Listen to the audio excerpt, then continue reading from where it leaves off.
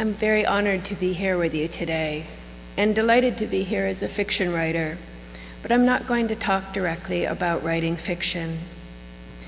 Instead, I'd like to say a few things about how we tell and respond to stories. I write what's usually termed historical fiction, often drawing on the lives of work and scientists, as Anne noted.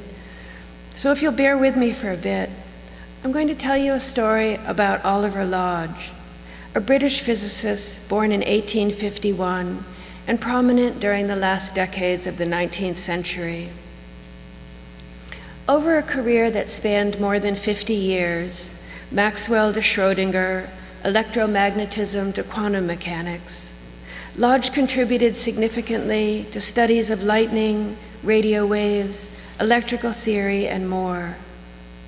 He was especially interested in how electromagnetic waves propagated through what was then called the ether of space, that continuous, invisible, invariable, omnipresent, incompressible, and rigid fluid through which the waves must wave. Lodge spent much of his working life trying to define the properties of what he saw as the unifying and connecting mechanism which welds together the disconnected atoms of matter and makes cosmos out of chaos. While Lodge did solid theoretical and experimental work trying to prove the ether's existence, he also played a crucial role in explaining the concept to the general public.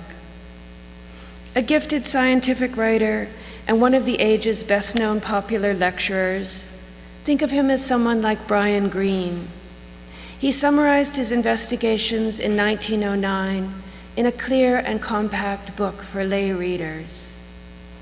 Take a steel disc, he wrote, describing the famous set of experiments he conducted in the 1890s.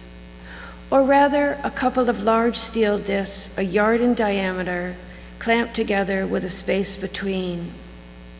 Mount the system on a vertical axis and spin it like a teetotum as fast as it will stand without flying to pieces. Then take a parallel beam of light, split it into two by a semi-transparent mirror, and send the two halves of this split beam round and round in opposite directions in the space between the discs. The massive rotating discs, he hypothesized, would drag the surrounding ether along with them, much as a truck drags air along the highway. A motorist traveling behind the truck may be pulled by the entrained air, while a motorist traveling in the opposite lane is impeded. In Lodge's experiment, the beam of light traveling in the direction of the rotating discs might move faster relative to the beam traveling in the opposite direction. The difference in their velocities could be measured by interference between the two beams, assuming that there was a material ether to be dragged by the discs. Drawings of Lodge's great machine show a huge stone pier supporting the discs, which look like giant saw blades, heavy beams and frames on which are bolted pieces of optical equipment, and a person standing within the frames, horrifyingly close to the whirling discs and directly exposed to the air or anything else they threw off. Lodge, who never fudged his data, said frankly after his work was completed that not the slightest effect of acceleration is manifested by the beam of light. Like all the other experiments meant to detect the ether, including the better-known set performed in 1887 by physicists Albert Michelson and Edward Morley, Lodge's yielded only negative results. Some believers drifted away, especially after 1905, when Einstein's special theory of relativity and his work on the photoelectric effect made an ether of space unnecessary. Many more jumped ship after experiments performed during the 1919 solar eclipse, which measured the deflection of starlight by the sun. The results seeming to confirm the predictions of general relativity so startled Lodge that he walked out of the meeting at which they were announced. Still, he clung to his belief in the ether until his death, perhaps in part because for him it also had a different meaning. Like many other prominent Victorians, including Arthur Conan Doyle, William James, and Charles Dickens, Lodge was deeply interested in the possibility of communicating with the spirit world. As a younger scientist, at first simply curious, he'd attended seances and investigated, in connection with the Society for Psychical Research, the survival of personality after death. He wrote in 1909 that if anyone thinks that the ether, with all its massiveness and energy, has probably no psychical significance, I find myself unable to agree with him. And he came to regard the ether as a medium that carried not only electromagnetic waves, but the transmissions of disembodied spirits. By the time of his 1913 presidential address to the British Association for the Advancement of Science, speaking as a scientist, that is, on an occasion when he had to know exactly how controversial this was, he was saying, "I will not shrink from a personal note summarizing the result on my own mind of 30 years' experience of psychical research, begun without predilection, indeed with the usual hostile prejudice. Already the facts so examined have convinced me that memory and affection are not limited to that association with matter by which alone they can manifest themselves in the here and now, and that personality persists beyond bodily death." After his youngest son was killed fighting in France in 1915, his convictions deepened, and he began attending seances as a way to converse with and receive news about his dead boy. Towards the end of his book, Raymond, an account of those sittings, along with an analysis of what Lodge believed to have taken place, he wrote, "I am as convinced of continued existence on the other side of death as I am of existence here. It may be said, you cannot be as sure as you are of sensory experience. I say, I can. A physicist is never limited to direct sensory impressions. He has to deal with a multitude of conceptions and things for which he has no physical organ. The dynamical theory of heat, for instance, and of gases, the theories of electricity, of magnetism, of chemical affinity, of cohesion, and his apprehension of the ether itself lead him into regions where sight, hearing, and touch are impotent as direct witnesses, where they are no longer efficient signs." So that's a little bit about the complex, contradictory character of Oliver Lodge. There are 20 paths through that material, 20 ways to shape it as a story. A handful are interesting, the rest are not. A handful will mean something to someone, the rest not. Lodge's life can be made to seem shapely and meaningful, or chaotic and thwarted, happy or not, whole or not. Relevant to us today as we celebrate our community of curious, thinking beings, or not. As a writer telling Lodge's story, I might linger on that remarkable machine, inviting you to imagine yourself caged by the beams on a hot summer night in a basement room with the dynamo roaring and the discs vibrating so intensely that the sandstone trembles beneath the floor. You've been working on this for years, raising money from local merchants, hiring workmen, refining the machine's design, and overseeing its contractors. And now, at last, you reach eagerly for the rheostat while trying to keep your head below the level of the discs. You know that the concert at which you promised to join your wife has already ended, and your children are asleep already again. Another day gone without seeing them, another day gone. You turn the dial, the dynamo roars. The whirling discs, despite yielding no answers, still make everything make sense. Or I could linger on the moment when Lodge, listening to his fellow physicists declare the triumph of Einstein's theories, bolted from the meeting and disappeared into the night. Imagine yourself as he was then, nearing 70 and aware that your reputation has been slipping, even as the gently mocking young geniuses produce their theories, with which you suspect you disagree, but which also excite you, even thrill you, except that you can't trust those responses because you can't be sure you understand the theories.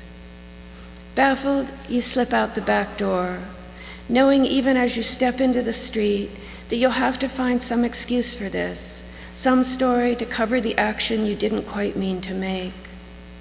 You will say you think, striding quickly, that you had a train to catch, an essential train, which if you missed it would cause you to miss what? You'll have to make that up as well. Youngsters are laughing behind you. Or, this seems so strange to us now, I could linger instead on the seances, inviting you to imagine yourself in those darkened rooms, your cheeks troubled by insidious breezes, your hands stroked suggestively as you write down the whispered messages. After pondering those transcriptions, you'll incorporate them into a book that makes you famous among your fellow mourners. Reality, you might write, as Lodge did then, is what everyone is keen to know about. No one wants to be deceived. All are eager for trustworthy information, if it be forthcoming, about both the material and the spiritual worlds, which together seem to constitute the universe. The ether of space is the connecting link. To tell a story is to shape it. I can tell it so that Lodge seems eager and brilliant, but unluckily wrong, mistaken but still flexible and open-minded, mistaken and stubbornly deluded. I can let hindsight color the story so that we almost automatically judge him a failure, or I can try to set it more accurately in the scientific and cultural context of the time when no one yet knew who was right or wrong. I've told part of it once before in a story called The Ether of Space. There I showed Lodge, an actual person used as a fictional character, through the eyes of an invented character, an astronomer and science writer who listens to him lecture in 1920, and despite being widowed herself, judges his mixture of science and spiritualism harshly. Probably you'd feel differently about Lodge reading that story than you do listening to this. But suppose I gave you a better sense of what a large role conceptions of the ether played in 19th century thought, how many scientists and philosophers bent their intelligence toward investigating it, how many poets and artists thrilled to its metaphoric possibilities. Much of Lodge's thinking stemmed from the work of the physicist Faraday, whom Lodge greatly admired, and without stretching very far, I might connect Lodge to Emerson, the presiding spirit of this occasion, who was also fascinated by Faraday's work.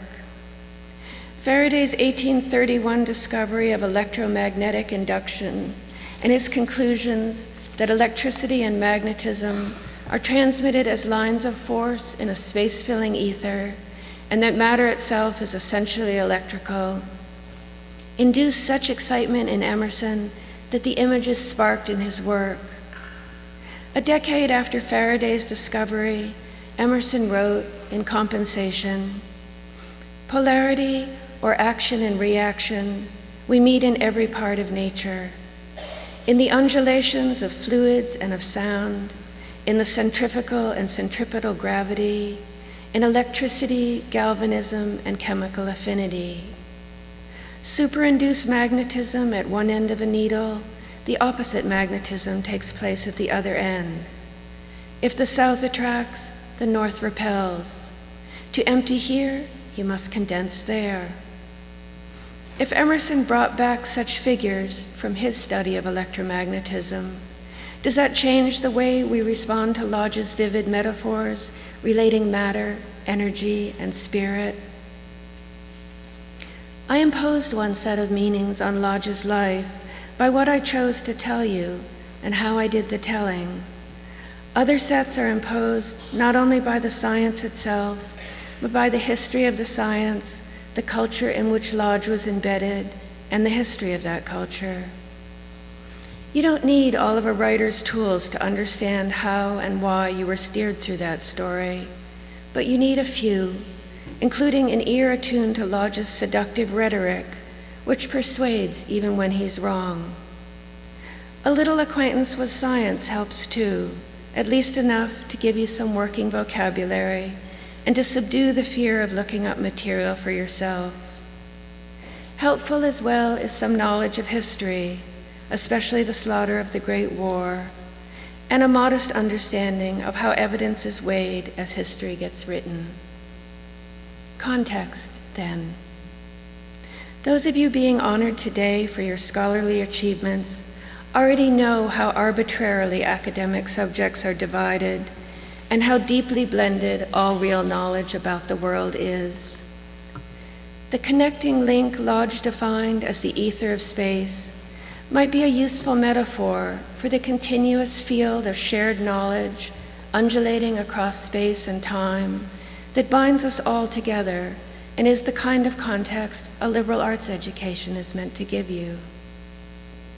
When he was in his mid-70s, Lodge wrote, "Everything is interlocked. We cannot take a comprehensive survey before we look at things individually, and we cannot consider individual things fully and completely without a comprehensive survey. Thus, there is a difficulty, but it is unavoidable." Lodge was wrong, but in good company, about the existence of the ether of space, and wrong in a different way, but one that makes perfect emotional sense, about the presence of spirits in the ether. We can't appreciate any part of that without knowing all the twists and turns of his heart and his life.